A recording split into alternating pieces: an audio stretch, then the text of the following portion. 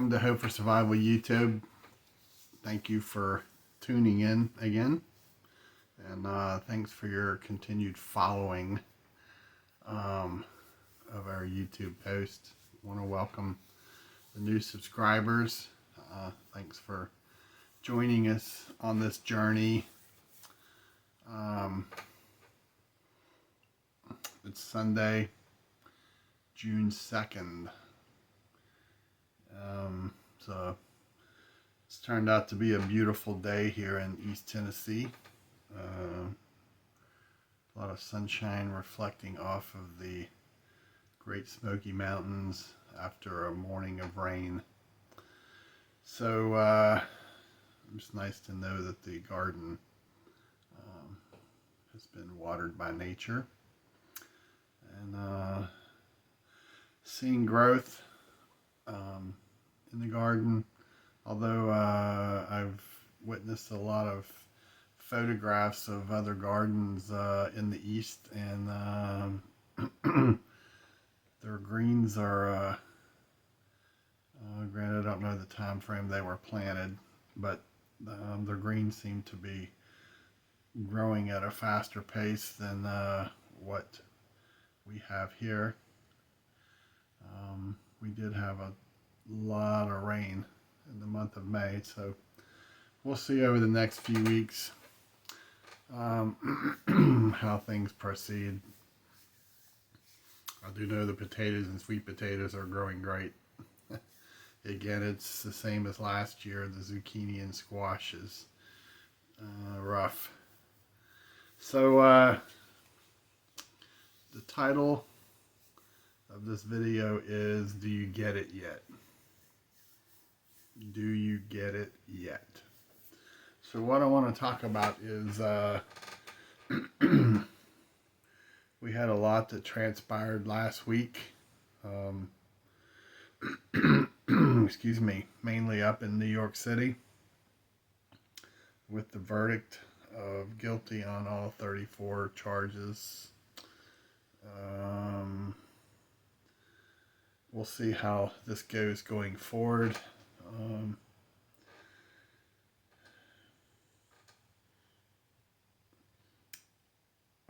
I've said all along of the 4 locations where the former president has cases going on right now, that New York City would be the one that, if there's any that has a really negative outcome for him, it would be that one. Corrupt system and corrupt judge, DA, and so on and so on. So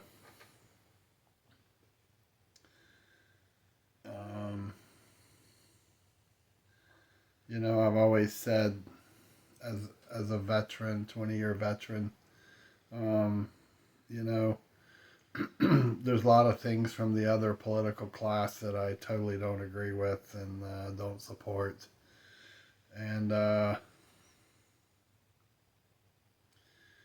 but when it comes to the justice system, as I stated during the post-January 6th fiasco in Washington, D.C.,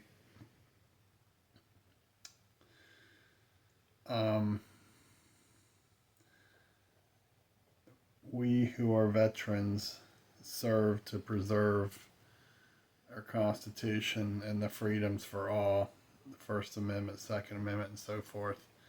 And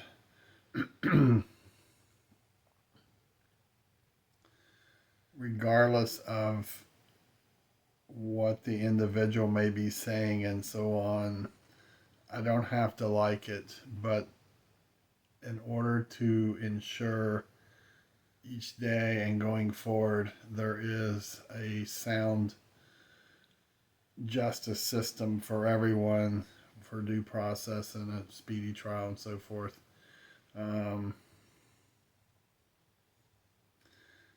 we have to do everything we can to ensure that is the case, whether we like the person or not, what they stand for or not. And what we witnessed in New York last week was absolutely um, corrupt. But you see, it, it didn't just start there. You can go do your own research, but you can go back to the trial of the police officers in Minnesota, and you can look into the autopsy report of um, how the victim died. And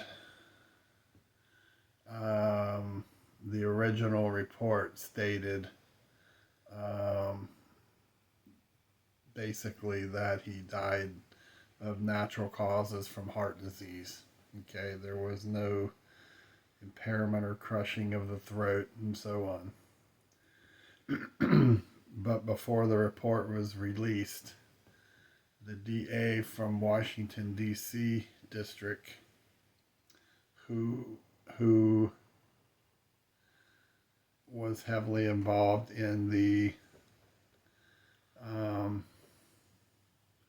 deaths that occurred in and around January 6th. Um, I'll just leave it at he had a impact. He had departed Washington D.C. district and had taken over one of the, I think, Ivy League schools.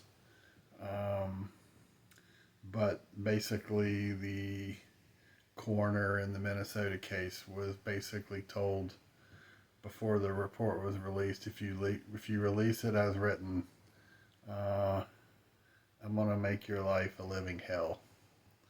So the report was changed and the officers were convicted. So in the last few years, this has been an example of the corruption that has taken over the Justice Department from the top down. And the thing that concerns me a lot, it's bad enough that this was a former president that will use the name X, Orange Man, whatever, because of the platform. It's better to not say the name.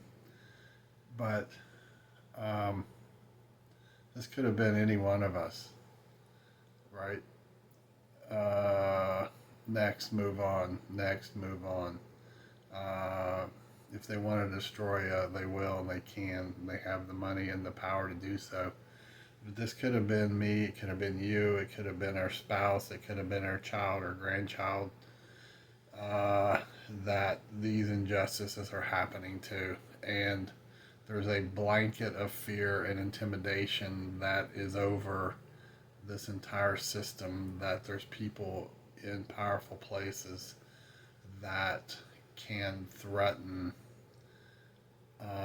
those in power to ride the injustice train, or else their careers will be destroyed. And so many people out there are not willing to stand up for what is right. They have families, they have children in school, they have mortgages, blah, blah, blah. The oath of practice, truthfully, I don't think they really mean a whole lot anymore. Okay? Finding individuals with spine to stand up for what is right. I've stated before, and I'll state it again.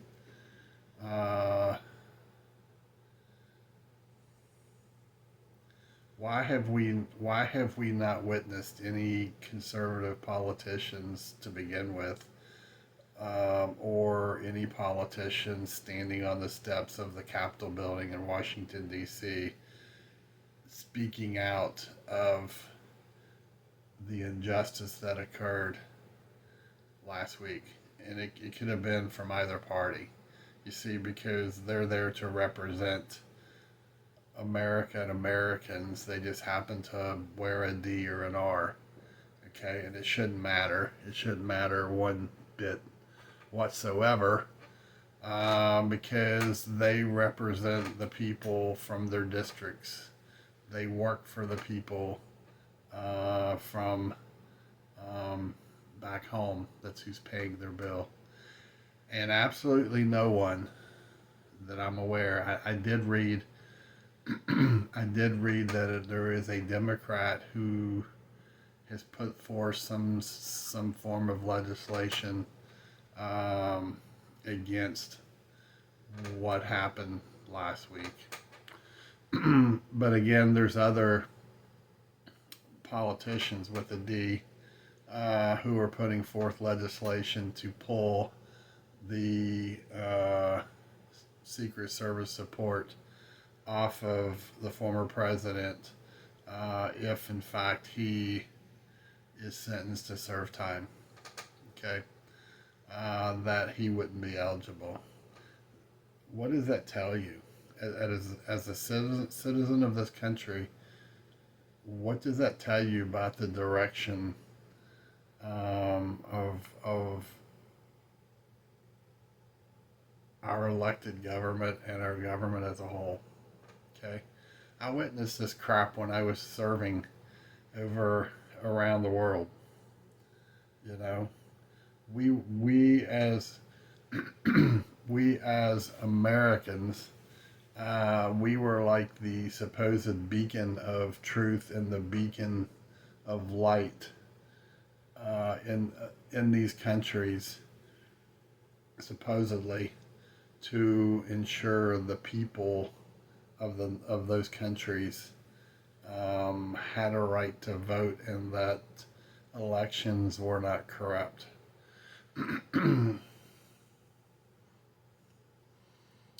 um, but I do know also after I retired and I no longer had access to the Kool-Aid to drink. When I started looking back, there was always a favorite candidate that um, we supported. Okay, and we can always ask how well did that work out for us when you look at Ortega, Noriega, Gaddafi, Hussein, and so forth. Um, it's maybe not so much which one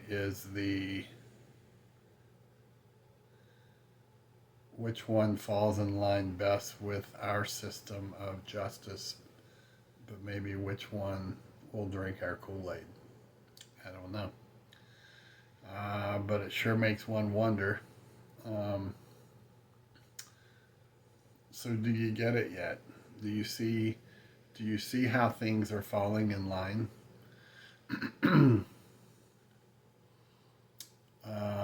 They, the left, they are going to do everything possible, step by step, from now till November, that will prevent the former president from being an option for those who desire to vote for him. All right. Did you get that? Where does that leave you? Where does it leave the voters who select that candidate? Who would be the optional candidate to go um, as a replacement?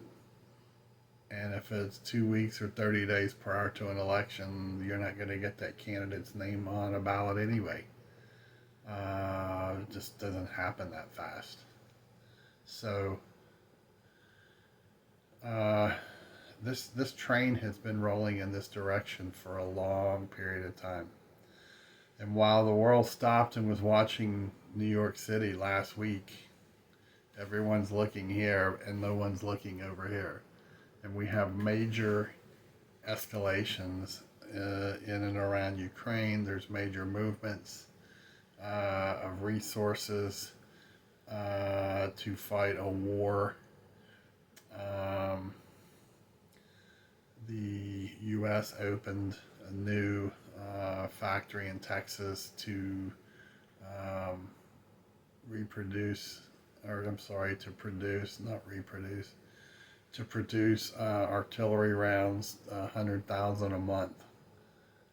Well, if they're doing that and they're rushing these rounds out, that's usually a clear sign of what's to come. And airflow has been moving a lot of resources over into the European theater, and it goes on and on and on. Okay. And while we're looking at all this from a man made perspective, there are major natural occurrences that are out there that more and more voices are now talking about. You know, for a year or more, we've been warning people that you need to pay attention to natural occurring events, and you need to up your game in your preparedness, your food resources and water. You need to be looking at options that you can grow food on into options that you can grow food inside, not outside. Okay. There's discussions of some coming events over the next 6 months or so of pole shifts and the impact this is going to have on North America and the sun, and how hot the earth is going to be, especially in our region. Um, and simply put, you won't be able to grow food outside because it will be so hot. And there's some projections of the humidity. Even though it's that hot, there will be weeks and months without a single raindrop. So basically, everything would burn up, and the humidity will be down around 10%, um, which, all in all, 80 to 90 mile an hour surface winds across. So if you go back in history, you're basically in time looking at a dust bowl. So the question is, how much food do you have put back to sustain yourself, and um, do you have the ability to grow some food inside your home? Okay, and backup power sources. Some of these upright food towers probably would require some degree of electricity or power, maybe. But with elevated temperatures sustained, um, and so forth, there's absolutely no way the grid can sustain it. Um, Air conditioning alone across the nation will overtax and crash. You'll get rolling blackouts and so on and so forth. So these are just projections or discussions that I've been following for some time now, and there's more and more independent voices that are talking about this coming, that uh, the government has been planning for it. They're not telling anyone about it yet, or maybe they won't because of the massive panic that will ensue. So, some really, really smart people are talking about it now. Now take that and add it into the fact that we're like in year 5 or year 6 consecutive years of natural events that, from droughts to fires to floods, continuous rain, derechos, windstorms, tornadoes. But here we are on the 2nd of June, and the wheat crop in the Midwest hasn't even been planted yet. So there won't be a wheat crop, most likely a wheat crop this year. Okay, and if you follow uh, smart people, they have been warning of this and telling this for some time now, for a year, a couple years. But every year, the global food shortage is getting worse. Okay, wheat, corn, and so forth. Um, the global competition for the masses of this food and resources is is minimal. So we've had food production facilities being burned down by arsonists. We're euthanizing millions of chickens and pigs, and now they want to get rid of cows. Well, if you get rid of the animals and you don't have food processing locations, and you can't grow food, where does that leave you? Not at your corner 7-Eleven and not down at Piggly Wiggly, okay? Because the trucks aren't going to run. Um, so not to be a doom and gloomer on Sunday, I'm trying to share to you that your time is running out for you to get prepared, and for the percentage of folks who will use the lame excuse, well, the Lord will provide. Well, yeah, I agree, but He provides to those who put forth the effort to um, um, prepare and do better for your family. Okay. I like to say, yeah, well, when you're hungry and you don't have any food, call 911 and ask them if Jesus will bring you a pizza. Okay. And uh, I hate to be rude and blunt, but anyone who can't get off the couch and away from the boob tube to go stock up on some resources or have someone go pick the stuff up for you and bring it to your house, I just don't buy the excuses any longer. Okay, I know there's folks with health issues and they have other reasons they can't easily get to a store, but you can have someone do it for you, or you can order and have it delivered to your home and have someone help you put it away. But your time's running out. Okay. Um, so do you get it yet? Your access to all these different resources is there's multiple efforts. There's multiple events that's going to impact your access to these resources. Okay.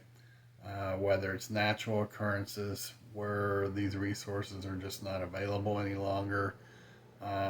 There's more and more discussion around the world of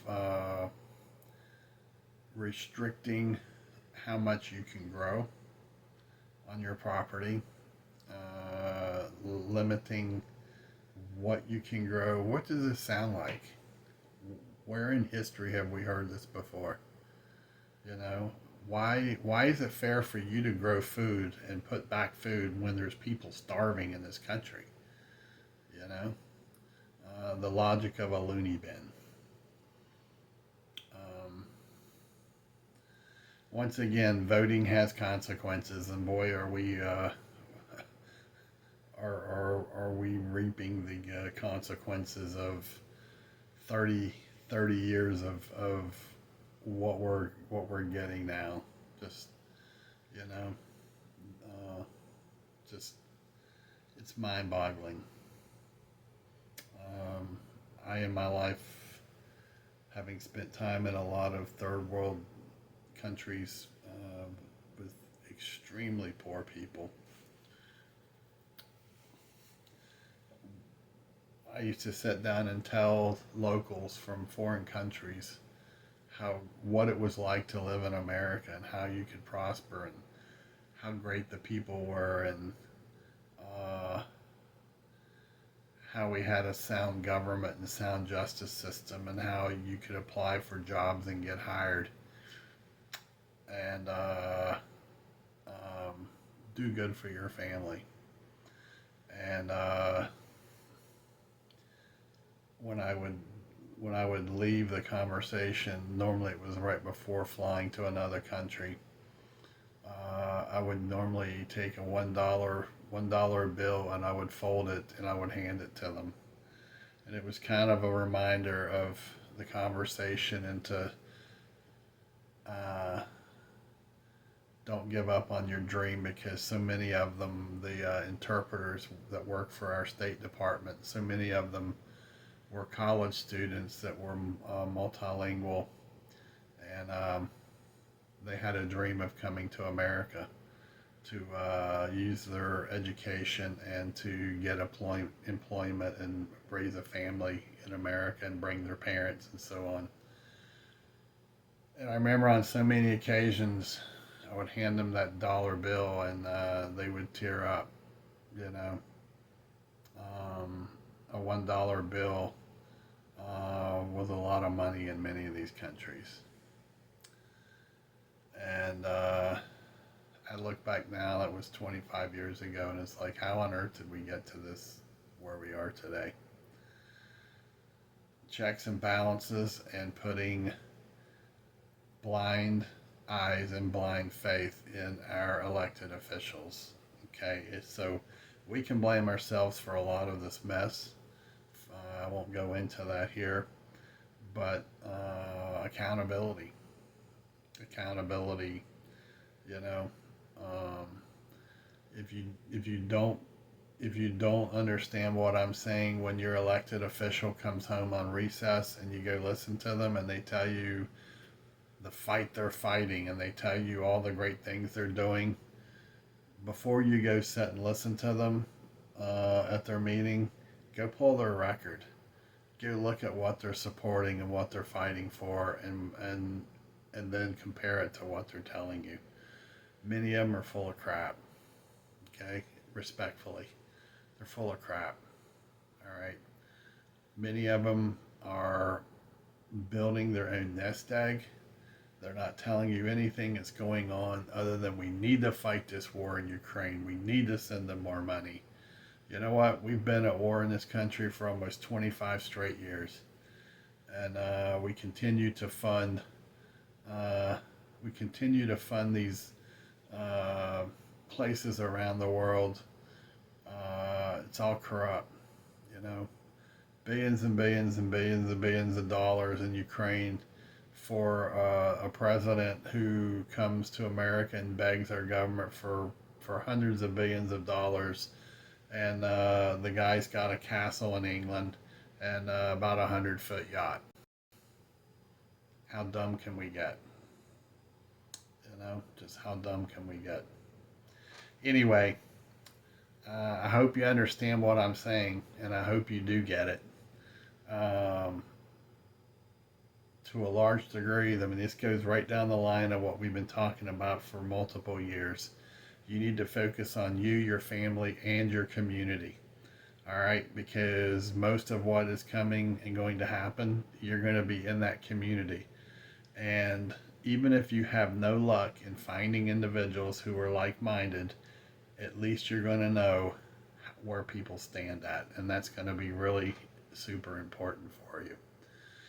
But more than anything, you know, as negative as this news is, in the end, we know who wins.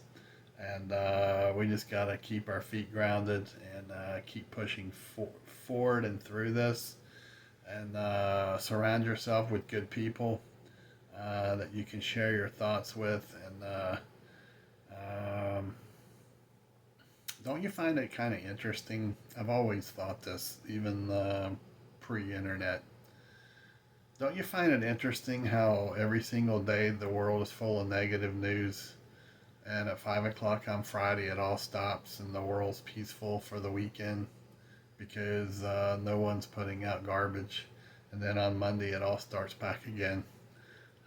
It's kind of the same on the internet too. A lot of folks put out, you know, clickbait Monday through Friday, and then come Saturday, Sunday, there are a few good ones that stay around and post over the weekend. Um, but if you're paying attention, people are picking at people. It's interesting times, to say the least. But you control You control your direction and you control your destiny, earthly and spiritually. Okay? I mean, that's it in a nutshell. You know, I've said for a couple years now, there's two things that you should know for certain. Where you stand spiritually and how prepared you are. Only you know those questions, the answers to them. So if you feel you got work to be done, um, as Larry the Cable Guy would say, get her done. So I'm gonna post this video, go pack, getting ready to hit the road this week, and y'all have a great week. Stay safe, stay focused. Don't let the world drag you down.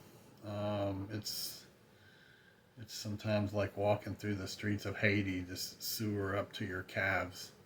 You know, no offense to the people of Haiti, but just um, find a good place.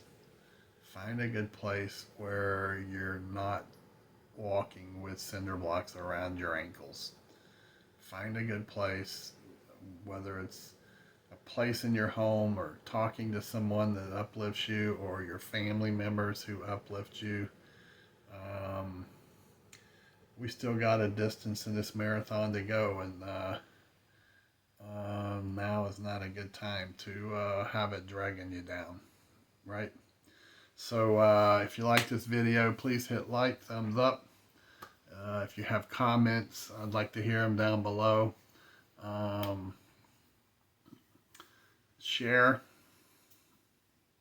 If you have someone you want to share the same information with, invite them to the podcast. And if you haven't been to our webpage, it's hopeforsurvival.com. There's about 650 to 700 articles posted on the website now in just over 4 years. There's checklists and all kind of things on water filtration and food planning and calm planning and just general stuff. Go dive into it.